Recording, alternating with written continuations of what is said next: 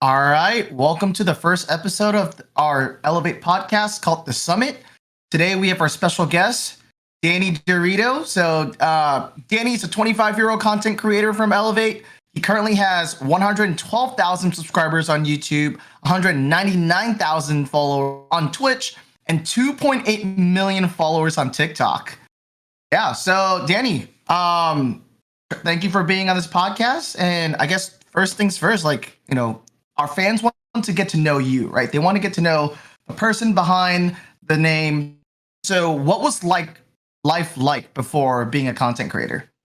Well, I mean, I was in the military, so it was military life. The last, I want to say 3 or 4 months before I got out, things were really crazy because of COVID, so pretty chaotic until I got out. What made you decide to go into the military in the first place?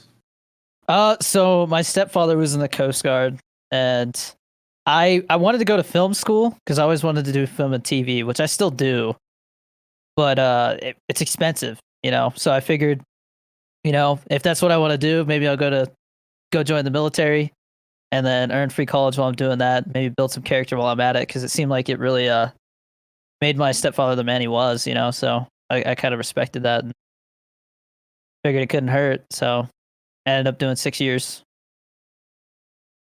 Got it. Yeah. Do you have any crazy stories about, being in the Coast Guard or anything that you're able to share? Yeah, I mean, let's see. The last search, because I did helicopter search and rescue. The last case I had before I got out was a shark attack victim, so that was pretty gnarly. Oh wow. The guy almost lost his leg, but fortunately we got him back. We got him to the hospital quick enough, so he didn't lose it. But yeah, it was pretty crazy. He was over by I think it was Santa Cruz Island, over by like LA. So he was surfing right by a reef, and this big great white decided to take a bite out of him and his board. So was this like dangling or like? It bit him twice, I think, and so the first one it hit his board the first time, and then the second time it got more of his leg. But if it hadn't bit his board the first time, it probably would have lost the leg, because that was like the bigger bite. But there was just huge puncture marks all up and down his leg. There was the guy that was with him on the boat that was like recording video of it and stuff. He said that when he saw the shark, when he heard him screaming, that the shark was way bigger than his board. So it was a pretty big shark. Yeah. That is insane. I can only imagine, what that was been like. Just showing up to the scene and be like, yo. Yeah, I mean, gnarly. He was definitely in shock. Because he was like recording with his phone and stuff, like, oh, I'm in a helicopter. And then I look over and I'm like, because I'm the guy who operates the basket, or I was, So I'm the one who lowers the basket, and then the rescue swimmer puts the guy in the basket. I lift them both up, and then we haul ass back to shore. And the swimmer was talking on the radio or something like that to the pilots about his injuries, and then I just started to see a bunch of blood start coming out, and I told him, I think his tourniquet's too loose. So he tightened it, and I mean, I don't know if you know about tourniquets, but it doesn't feel good. And so after that, the guy wasn't so happy, but it was pretty messed up. That's just crazy. So did you, during your training, right, in the Coast Guard, did you ever have to jump out of a helicopter, part of kind of diving into the water and stuff? So I didn't do that part. I had the option of being what they called a duck, it was like the person that they practice saving. But my job was mainly operating the hoist and watching the pilots and making sure they don't miss anything while they're talking to the airports and stuff. And then I would talk to the Coast Guard stations on the radio. That was my job, as well as operating the infrared FLIR camera, looking for heat signatures, looking for people in the water. And so I never really did anything where I had to jump out, but we did do survival training and stuff like that. And so that had a lot of underwater training and stuff like that. But for the most part, I was dry in the helicopter. Because I think I remember there was a movie about it, right? About the Coast Guard. I forgot who it was. Guardian. With the Guardian. There you go. Ashton Kutcher and Kevin Costner. Yeah. Yep. I remember watching that as a kid growing up. I was like, yo, that's sick. Did you have any of those sort of adventures? Okay, let me just ask you this: how accurate is the Guardian compared to day to day? So the Guardian focuses more on the rescue swimmers, which is kind of like people say it's the hardest job in the Coast Guard. You know, it's like our version of Navy SEALs, except like no combat stuff. But it's the hardest training, and so it focuses on that. And then they do show the flight mechanics doing stuff, which is what I did, because my other job was if we broke down somewhere in the middle of a field, it was my job to fix it so we could fly back to base. So, um, but I mean, it was pretty accurate, except for maybe some things that happen in it when they're doing rescues. Like they show them wearing these like hoods when they're swimming in the water, but they have to wear like flashy helmets and stuff. It's like all safety. So, but like there's a big crash at the beginning of it, and I think that's actually based off a real helicopter crash in the Coast Guard. So that was pretty realistic. Yeah. Okay. Yeah. I can only imagine like what it's like just jumping out of a helicopter, or just like, for me, I've never been in a helicopter before. Like, is it like, what's the experience like? Like, is it as loud as like the videos and just like? Yeah, I've definitely got I got tinnitus from it. I definitely have some hearing loss from it. It's no joke. So, but I mean, a plane, you just go in a straight line, but with the helicopter, you can pull into a hover, all kinds of stuff. Hovering is like the most dangerous part, because if something happens and the helicopter loses a rotor or anything like that, like there's nothing to keep us going forward. If we're not going, the training was always if we weren't going at least 60 knots, which is like 1.3 miles per hour or 2 miles per hour per knot or something like that. Then we're going down. Like we have to have a certain amount of forward airspeed to fly out of whatever that situation is. And so when you're in a hover, that's like the sketchiest part. If something goes wrong during that, it's pretty hard to get out of that situation. So they trained us because when a helicopter crashes in the water, since the engines and the blades and stuff like that are the heaviest part, helicopters flip over. So they train us to escape from the helicopter when it's upside down. So like we stay strapped in our seats, and we're supposed to wait till the helicopter stops shaking. That's why we have like air bottles and stuff, because sometimes it could take like 30 seconds, Ooh, so, wow. Okay. Yeah. That's insane. Appreciate you giving some, insight into your previous life, right? So now that you transitioned to a content creator, tell us a little bit more about like how did you get the name Danny Dorito? So back to when I was in the Coast Guard, I was coworkers with some people who were also into streaming specifically. That was the main thing that everybody was kind of focused on there with their free time out of that group of friends that I had. And my last name was actually in my previous name on Twitch, and so I was like, that's probably not a good idea, it's like free docs. And so we were just brainstorming, and somebody said Danny DeVito, because I'm short. And then somebody's like, no, Danny Dorito, because I was eating like a snack-sized bag of Doritos from the snack bar. So that's where that came from. It's not like a crazy story or anything. I just went with it. This is a Dorito, and so is it safe to say that Doritos are your favorite bag of chips? Pretty much, yeah. I would say so. All right, follow up to that. What flavor? So I don't know how much you've been paying attention to the chip world, but Doritos has kind of changed a little bit in the last couple of months. They got rid of one of my favorite flavors, which was salsa verde. It was the green bag. They don't sell that anymore. And then my favorite flavor was Tapatio, like the hot sauce. But they did something with those chips where before they were way crunchier, like they were kind of like double fried or something. And now now the texture is like normal Doritos. So to me, it's just like they don't taste the same anymore. So I don't know. I guess nacho cheese. Classic. Okay. Mine would be the purple bag one, the sweet and spicy one. I can't go wrong with that. Yeah, it's a good one. I think that's a pretty big favorite. Yeah, every time I stop by like Safeway or Albertsons, I go down the chip aisle. If they have it, I'm picking it up. It's either that one, or have you ever had like those like Hawaiian chips where it's like, I think it's like either an orange bag or a purple bag. There's like a couple different colors. Yeah. I think I know what you're talking about. Yeah. Those are great. Like definitely top two. Those are my top two chips right there. Yeah, let me see what else did they want me to ask. Oh, okay, so this one's pretty interesting. So I think the question here is, how have you grown from your experience as a content creator? I would say I definitely I feel like anything I try, especially since I plan on at least trying to be an actor, because I'm out here in Albuquerque and the film industry is growing here. I think the Netflix studio here is expanding, so I plan on looking for work doing that. And I think that it's kind of taught me to like never give up. Just keep pushing.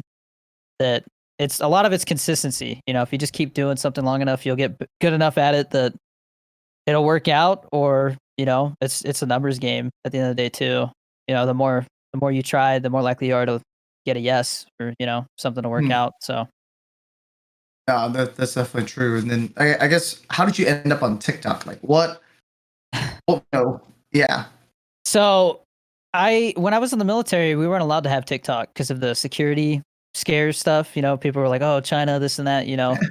Um, so once I was about to get out, I was kind of just looking into stuff, and I looked at TikTok. 'Cause like, oh, I can download this now. I wasn't supposed to do that before, and so I look at it, and somehow I ended up in some like gaming streaming TikToks on there. That's what was showing up on my For You page, and so I saw this guy who was basically like promoting his Twitch, but he was doing it with like a skit, and so I was like, huh, maybe I'll give that a shot. It can't hurt not to. And I mean, I all of a sudden I had like 10 viewers, whereas before that I had like two or three. So, and they were like friends and family, So I was like real people, like outside of my family. So yeah, that's what I knew, that there was something there. And I definitely think I got in there like right before there was like a huge explosion of people trying to promote their Twitch. Um, it definitely seems like it's I mean, if you just type in like hashtag streamer, there's just a ton of people now who are, like just starting out. So a Yeah. lot of people are catching on, then it's an easy way to get some eyes on your content. That's kind of why I steered away from doing straight up streamer content. It's more like family and personality oriented. So Mhm. And then I guess mainly your TikTok consists of talking about it's little man, right? yeah, so my stepson has become a favorite of the TikToks. He's definitely everybody wants to know what's going on with him. So he's in like, I would say like a third to like half of them depending on the day. I try to respect his privacy and not like throw him in it too much, because he's 4, just turned Yeah. 4. And then so like the other half is me and my wife like reviewing TV shows or G Fuel reviews, or just random questions about what's going on in our lives. So there's a Yeah. lot going on. Yeah, I remember when I first saw you, I think I was looking at like you stumbled on my For You page and I was like, yeah, like this guy's actually kind of funny. Let me continue to check him out. Um, and I think I'd say a good amount of your content is, like just G Fuel, right? Like showing you making the G Fuel, mixing different flavors, doing reviews of G Fuel. What got you started with G Fuel and like why G Fuel? So I tried G Fuel when I think I was 19 or 20. And so the thing that caught my eye was just the different flavors. And so I ordered one of those boxes that had like 4 different flavors in it. And I Yeah. mean, in the military, everybody just drinks coffee all the time. And so it was kind of nice to have something other than coffee. And so I just saw all these flavors. I was like, this is cool. And I looked at other energy drinks, tried a bunch of different energy drinks, and I just felt like none of them had as many flavors or, you know, had that many good flavors. That's another thing. There's a lot of like the monsters. I tried all of those, and I think I only liked maybe half of them. Uh huh. Whereas with G Fuel, I feel like I can drink any of them. Okay. So Not bad. I mean, what's your favorite G Fuel flavor? right now, I've kind of been debating because I did a review of Hype Sauce on my YouTube channel, and then I just got the Yeah. can, so I'm excited to like compare the two. But Hype Sauce is really good. That Yeah. raspberry lemonade, and then my other favorite is Wampa Fruit, which is the apple mango. So those are kind of like Okay. my two that I go back and forth with right now. I've tried hype sauce. I think someone recommended it to me. They're like, yeah, hype sauce, great flavor. I was like, I think before that, I was drinking blue ice because blue raspberry, right? Like it literally tastes like blue raspberry. I was like, yeah, this tastes great. And then once I tried hype sauce, I was like, yeah, this is new favorite flavor, like hands Yeah. down. Nothing compares to it. Yeah. Uh, yeah, I mean, okay, let's see. Talked about G Fuel. So when how like I'm sure you have like those G Fuel rewards and everything, right?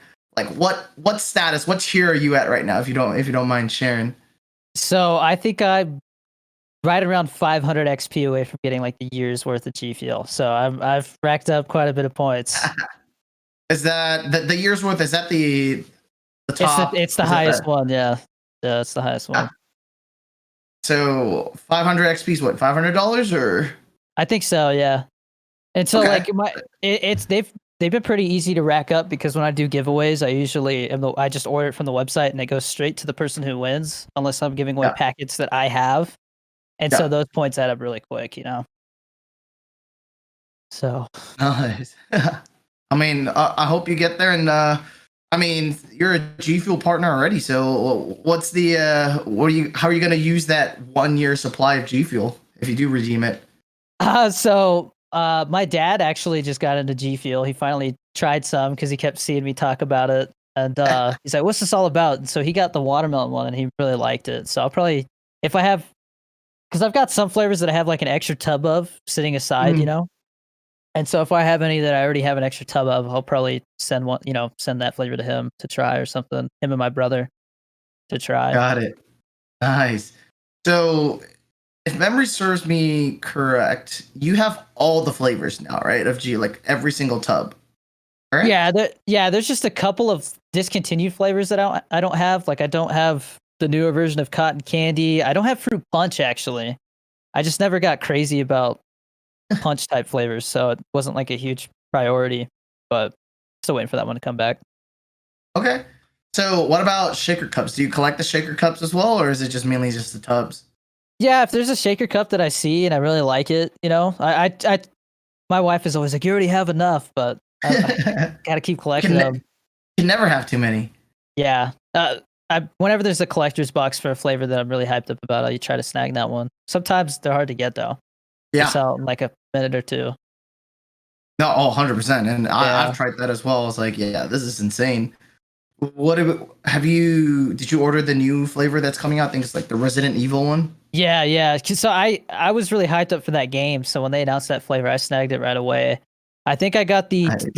the lady the I can't remember her name, Lady Demetrius or whatever her name is, the tall one. I got that one, and then I Okay. also got the collector's box of like the regular size tub. So there's two Nice. more shakers right there. Where do you store your shakers? We have a shelf downstairs that we have them all on in the kitchen. Nice. No space up there with your, next to all the tubs and everything. So I'm looking at getting a new PC. So once I get a new PC, all these PC part boxes down here are probably gonna get moved, and then maybe I'll put them down there or something. Okay, that makes sense.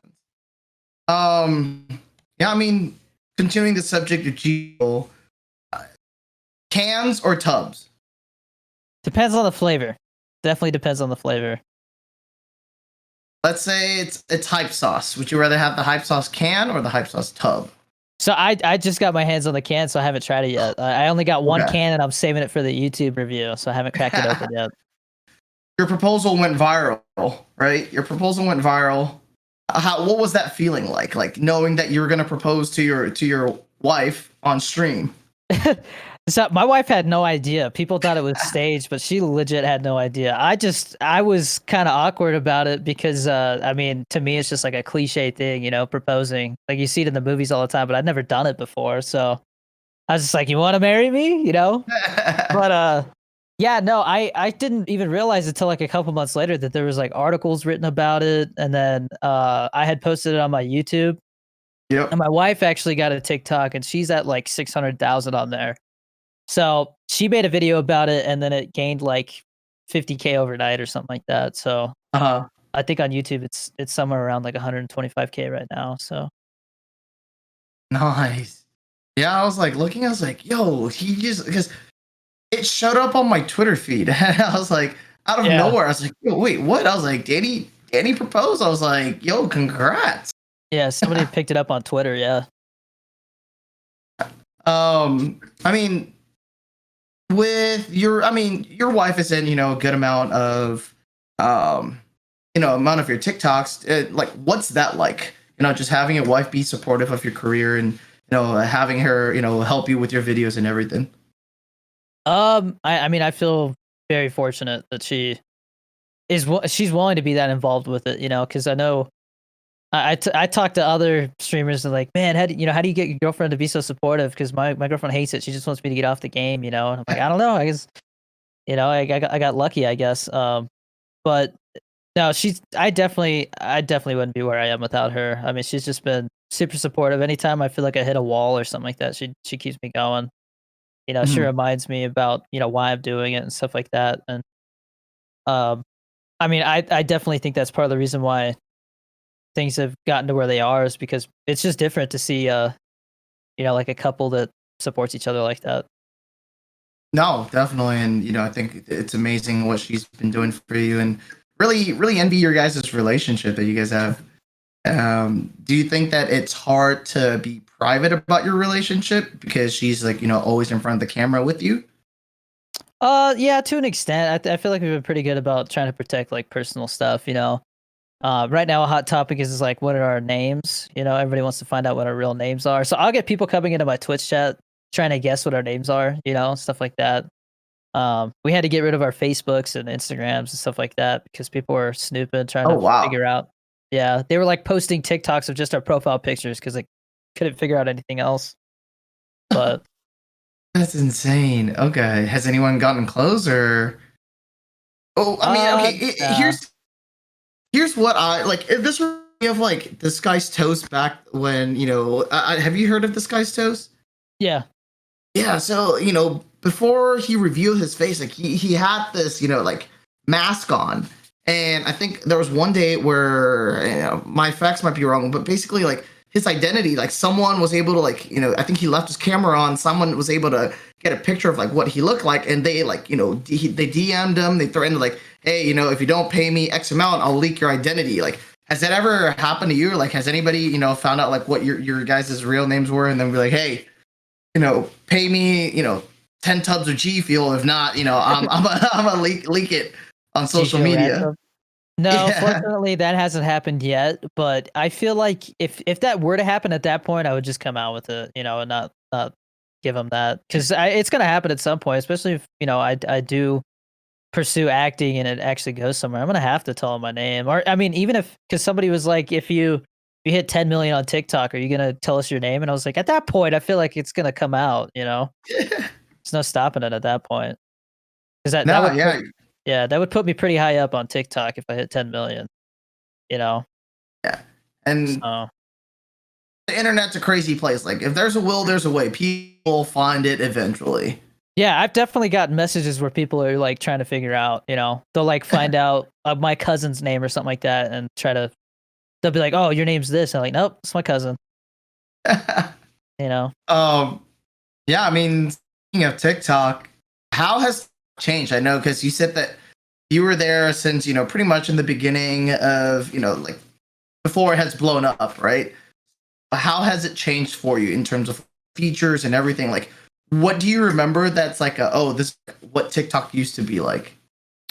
So, I mean, they just introduced, like, 3-minute videos, so it's interesting to see how there's longer videos showing up. I don't think it's really taken off yet, like, I haven't decided to post anything that's that long. I think the longest video I posted was, like, a minute and 4 seconds. Mhm. But, those shorter videos between, like, 10 to 20 seconds have always been pretty consistently popular if you do that quicker, style. But I would say that it's definitely been harder to get a hold of TikTok for certain stuff. People get reported for stuff really easily now. I think they're trying Mhm. to work on that though. Like a month ago, they finally fixed it where people could just mass report your TikTok live and they would ban it right there. So I think now once people start reporting you, somebody comes and looks at it first before they like take it down. But I mean, I was getting banned like 2 or 3 times a week for like a month when it was really bad, but so many people complained that they fixed it. It is definitely harder to get verified now, because Mhm. I've had friends who were around like 2 million that got verified, and I've reached out and they're like, "Yeah, no, you gotta grow a little bit more." So they raised the bar for that. Okay. I mean, I'm sure, the way you've been growing, like per month, like you will definitely get verified pretty soon. Yeah, the biggest thing with getting verified, because people are like, "Oh, it's just a check mark," but for me, it would help with my acting stuff. It would there's I've talked to friends in the industry, and they said that if somebody who's like verified on a big platform with that many followers reaches out to like a talent agency, they will actually get in trouble for not like at least scheduling something to try and work, because it's Oh, like a missed opportunity. So that check mark makes a big difference in the film and TV industry. do you think it'd be easier to get a check mark on TikTok or on Instagram? I applied for Instagram, but Instagram only have like 6K on there almost or something. I haven't Okay. really because in my opinion, I think Instagram's on its way out. Twitter, I don't think it's on its way out, but it's definitely not like a platform that's growing. Mhm. I feel like Twitter's kind of it's out of its prime as a social media platform. Mhm. Um, Facebook, I abandoned. I feel like Facebook just hasn't. It's not going anywhere. Mhm. But YouTube, I should be getting a check mark pretty soon since I passed 100K and I'm supposed to get my silver play button. So once YouTube I get verified on, and then I'm verified on Twitch, Instagram should fall after that. And then once I have those three, that should help with TikTok. And then I should be able to get Twitter after that. So it's Yeah. just, getting the dominoes to fall over.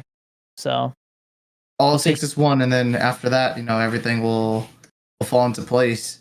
But yeah, speaking of trends and everything, like I think right now we're seeing a hot tub meta, right? I think that's what they call it, where streamers will go in a hot tub, and I think one of our content creators, Benjamins, he recently got in a hot tub. So when I guess my question is, when are you gonna do a hot tub stream?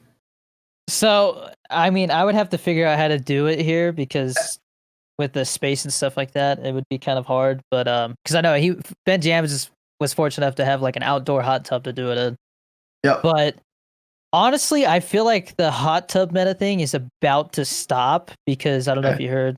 I think I can't remember how you say her name. She's one of like the top hot tub streamers with like 23,000 subs on Twitch. They just took her ad revenue away. Oh, So what? yeah, so they're starting to crack down on the hot tub thing.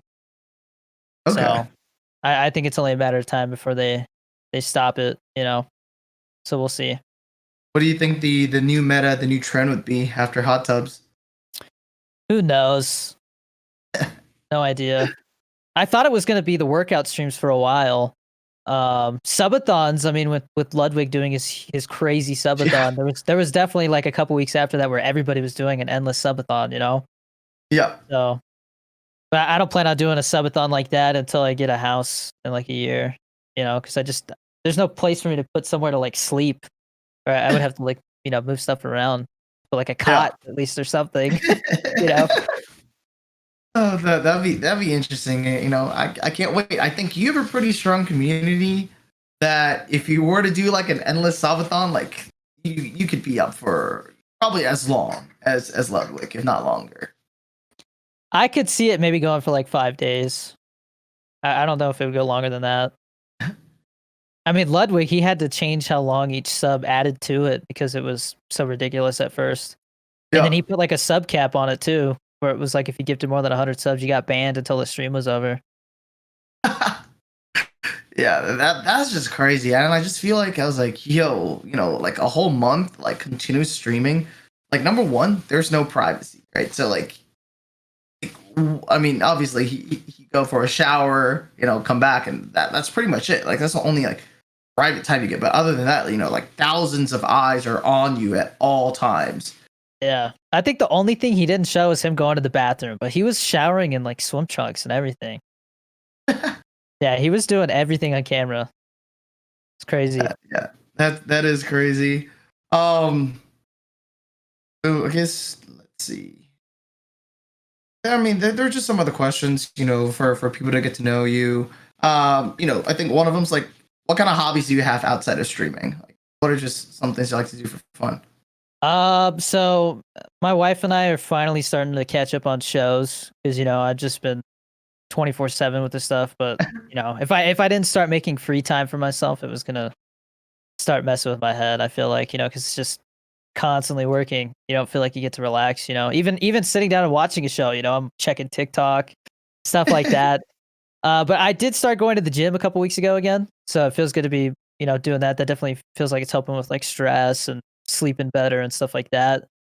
But eventually I want to start doing jujitsu again because I was doing that before COVID happened. So I was Okay. so close to getting my blue belt, getting to that first belt, and then everything shut down. So what level? Like, what are the different belts in the different tiers? So you start as a white belt, obviously, then it goes blue, purple, brown, black, Wait, blue. and then Um, yeah, okay, because I did Taekwondo when I was younger, and I think it was like five colors. It was like white, then it was white belt, then a yellow tip, then a belt. I think it was like green tip afterwards. Then it was green yeah, belt, and then it just went all the. I think it was like then it was brown, then black. Or I'm definitely there's a few that I'm missing like in there. But yeah, my yeah, parents made me stop. My mom made me stop, which she's like, it was a little dangerous. I think there was a sparring session, and like this kid just kicked me in the balls, and I wasn't wearing a cup. So yeah, my mom was like, "Yeah, no more, like no more taekwondo. We'll do something else." I was like, "Oh, I think as a child, I was like, I really enjoyed it," and I was like, it's kind of like hurt. Like, I mean, like no more taekwondo for me. I was like, yeah, that's a bummer. Um, yeah, I mean, yeah, working out always a fun time. Like, I think I feel it myself too. Like, when I don't work out for a while, and like I go, I think the hardest part of a workout is just getting into the rhythm, right? That routine, because like there will be yeah, times where it's like, oh, like I'll or something. Or you make that like, oh, hey, I'll do this another day, or like I'll do this tomorrow, and then you don't end up doing it, and you just keep pushing it back. And like 1 day passes, 2 day passes, and the next thing you know, it's like 2 months pass. Man, I really need to start working out. yeah. I think one thing that helps is just having someone to go with to keep you accountable. At least for me, I don't know like what's your motivation to go to work out. I mean, in the military, it was the one thing I could always do was just go work out, even if I was overnight duty. Once I was done with my work, I would still go work out. So it was the one consistent thing that I was doing. And being in the military, always taking orders and stuff like that, it was one of those things where I was in control of whatever I was doing. So it just felt nice to not being told what to do, just doing it willingly. One of those type of things. And I mean, I got in pretty good shape. My wife she's shown me pictures and she's like, I want that back. And I'm like, okay, I know, I get it, I get it. Um, but she, yeah, she wasn't even subtle about it. She just straight up told you. yeah, but um, yeah, it feels good to be back well, at the gym. how much do you bench? How much did you used to bench? Oh man, I mean, I weigh about 140 pounds, and I was benching 215 before right before everything happened. So I was really close to 225, and so having to like kind of backtrack sucks, but I know I'll get there someday. I- Consistency, like you said. I think working out is like the same thing as streaming. You just got to be consistent about Yeah. it, and over time, your muscles will build up, and you'll get there. Yeah, I mean, we're close to wrapping up. I think there's like one or two more questions. I think what do you think is the hardest part of your job as being a streamer and a content creator? I would say the hardest part is not getting comfortable.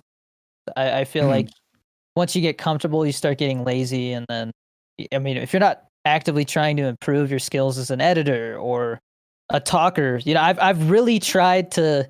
I feel like I'm getting a little better at it. I mean, if you go watch a video of mine from 6 months ago, every other word I said was or like or you know. I try not to do that. So I've definitely tried to improve my speaking skills, especially doing my own podcasts. And then I really that I would say that's what it is. It's just trying to not get too comfortable, continuing to grow, continuing to reach out to people, make friends, you know, keep improving. So, on the topic of friends, like, do you ever feel like with all your fame, people are, being friends with you for the wrong reasons that you're like, hey, I'm friends with Danny, I'd be able to, grab some of his followers, some of his viewers. Like, is that ever at the back of your head? Like, Of or do you course. just not I think mean, about it? yeah, there's definitely people that 6 months ago wouldn't really like give me the time of day, and now, I say hi and they're like, hey, what's up, man? Like we should game sometime, So you definitely see that, which is sad to see, but that's just kind of how it is, People who are bigger in this industry definitely try to be safe about things, I've had Mhm. some run-ins with people that I thought I could trust as a friend, and then they turned out to be a little sketch. So I can Yeah. see why people are like that, you know? Yeah, I mean, it's tough. And like, even for me, when I'm just getting to know people, at the back of my head, I'm just like, okay, does this person like are they being nice to me because they want an in into Elevate, or are they actually interested in being my friend, right? Like, makes me a little paranoid to some extent because it's like I'm a very trusting person, right? Like I'm the type where it's like, I'll trust you right off the bat, and until you give me a reason not. Like whereas I know people are like, there's like walls and barriers, and over time they'll let those down. But I'm like the opposite. So like when someone breaks that trust, it's like, okay, like I thought we were friends. It's like a wake up call, like a slap in the face in a way. Yeah. Yeah, no, I get you. I've definitely had people that I started to like interact with and game with, stuff like that. And I don't know, I kind of got the vibe that, they kind of just were doing it to try and, get the community to come over too, or get a raid or something like that. And so, but that was more like early on when I was really first starting to grow, you know. Mhm. Um, Now I feel like I have gotten to the size where people are a little more. They try not to be so forward with it. So I get tons of messages where people will say, "Hey, I love the videos," or they just want to know this, know that. And so I'll answer, and I'll be like, "Oh yeah, like I use OBS or something like that." And I'll be like, "Okay, cool. So how would I get you to rate me sometime?" And I'm just like, "Oh man, like it just makes me not want to answer everything, because I feel like a lot of it is leading to that, which sucks, but just the way it is, That's I just guess." crazy. Like they're just being upfront, like not even sly about it. Like we should game sometime, get to know you as a person Yeah. first. They're just like, hey, when am I gonna get hit with that raid?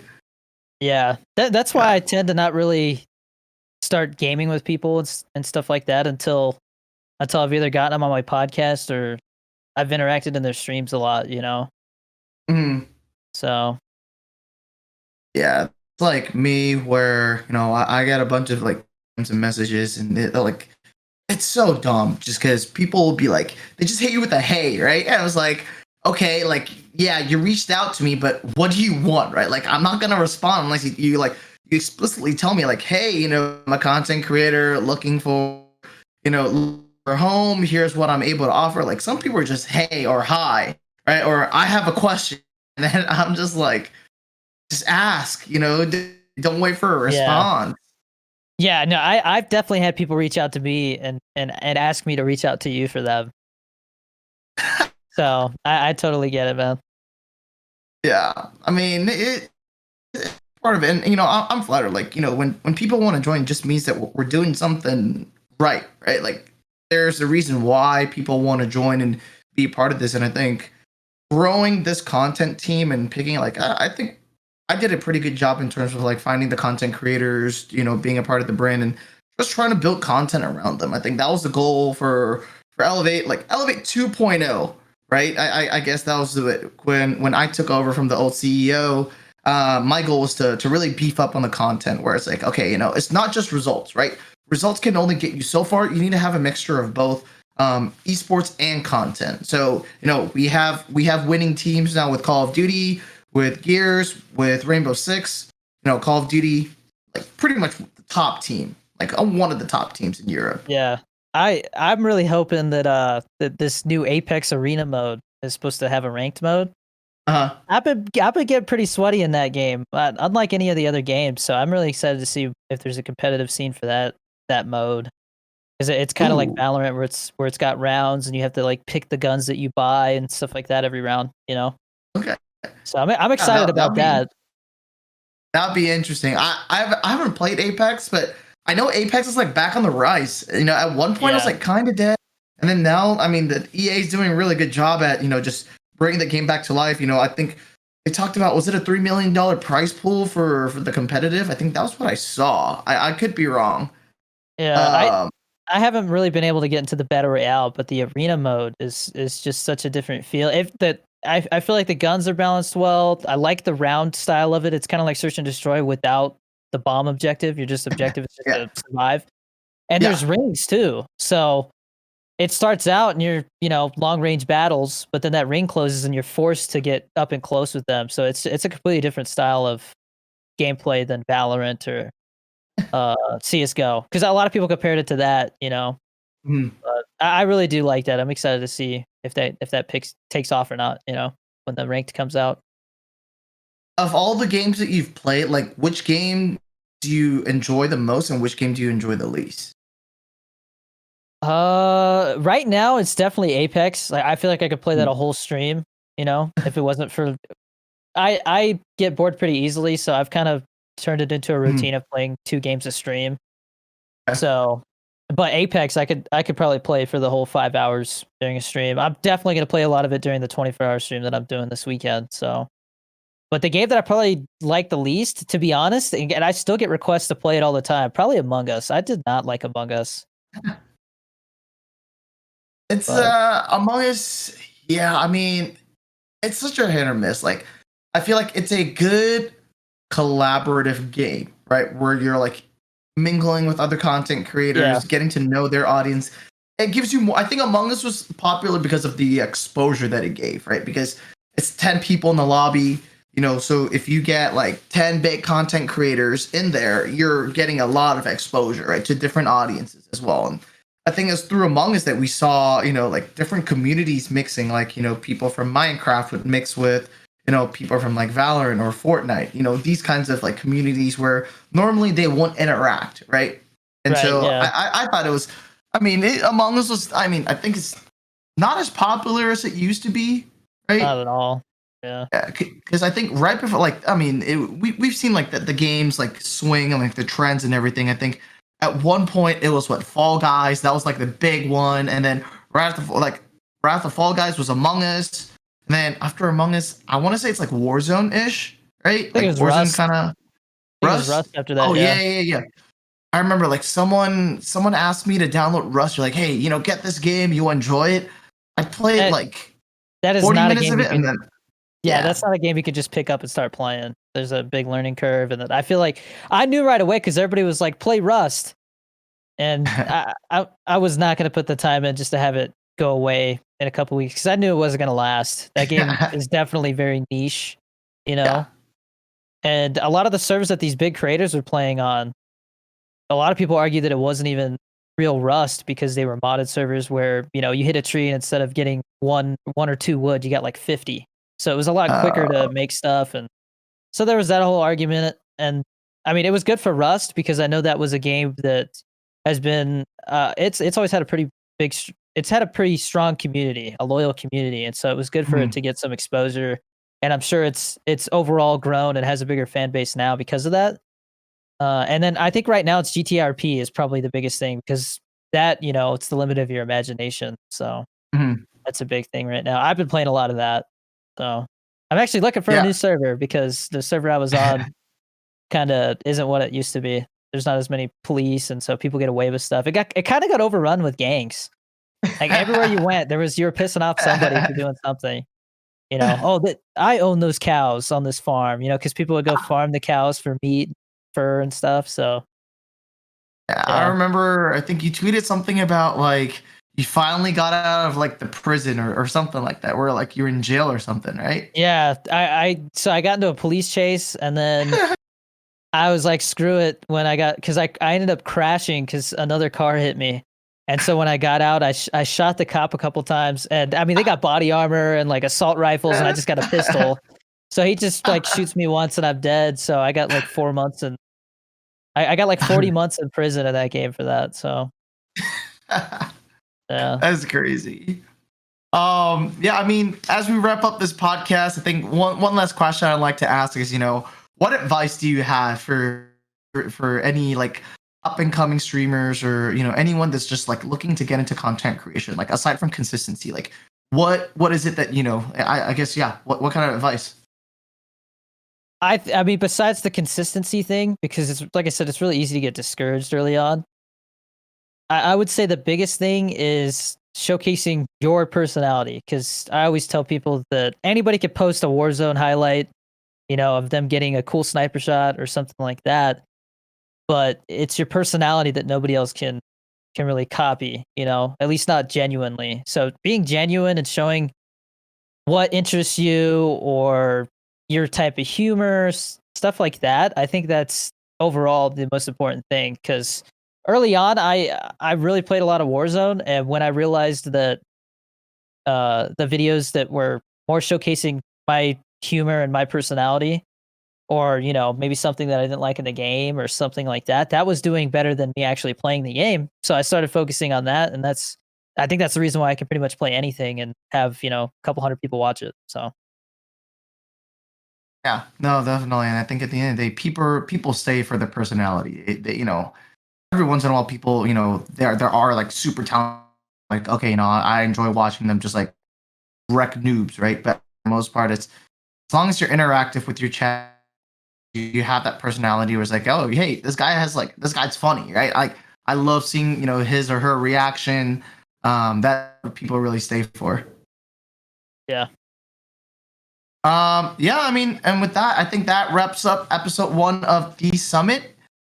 Danny, how can people, and what's your stream schedule like? So I stream on Twitch Monday through Friday, 1 to 6 p.m. Pacific.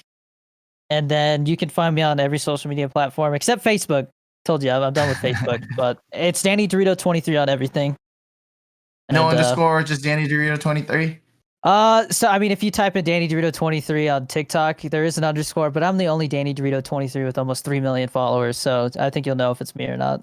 So, Danny, thank you for getting on this podcast. That wraps up episode 1 of the summit. And so, Danny, how can these viewers, these listeners, find your stream schedule, and how can they connect with you? So I stream on Twitch Monday through Friday, 1 to 6 p.m. Pacific, and then every other platform except Facebook. I don't use Facebook anymore, but all the other platforms is DannyDorito23.